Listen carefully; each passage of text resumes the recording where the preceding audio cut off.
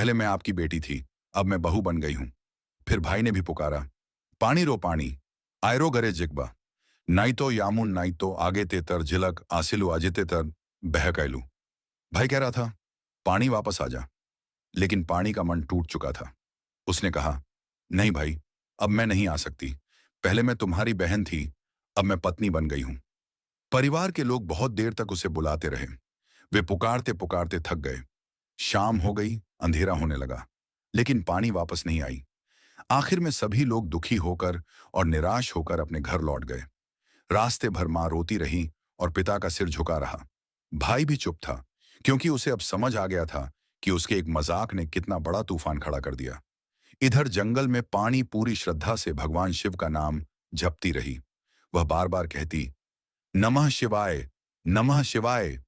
वह 3 दिन तक लगातार भगवान शिव का जाप करती रही। उसने कुछ खाया नहीं, कुछ पिया नहीं। वह भूख प्यास सब भूल चुकी थी।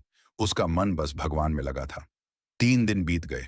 चौथे दिन एक छोटी सी बुलबुल चिड़िया उड़ती हुई वहां आई। उसने पानी को पेड़ पर बैठे देखा। बुलबुल को उस पर दया आ गई। वह उसके पास आई और दोस्ती करने लगी। उसने पानी के लिए कुछ खाने को लाया, पर पानी ने मना कर दिया। बुलबुल ने उसे पानी भी दिया, पर उसने वह भी नहीं लिया। बुलबुल ने हैरान होकर पूछा, सखी, तुम खाना पीना क्यों नहीं लेती? तुम आखिर चाहती क्या हो? पानी ने धीरे से कहा, मैं अब इंसानों की दुनिया में नहीं रहना चाहती। मैं तुम्हारी तरह उड़ना चाहती हूँ। मुझे भी पंख चाहिए। मैं आसमान में उड़ना चाहती हूँ। बुलबुल ने उसकी बात सुनी और तुरंत उड़कर गांव की तरफ चली गई। गांव में एक घर में एक औरत तांत में बुने कपड़े से रंग बिरंगे हिस्स यानी धागों के छोटे छोटे टुकड़े काट रही थी। बुलबुल ने मौका देखकर कई सारे धागे अपनी चोंच में उठा लिए और तेज उड़ती हुई वापस जंगल में पानी के पास आ गई। उसने धागों के उन टुकड़ों को जोड़ जोड़कर पानी के लिए पंख बनाए। फिर बुलबुल ने वे पंख पानी के शरीर पर लगा दिए। पानी बहुत खुश हो गई।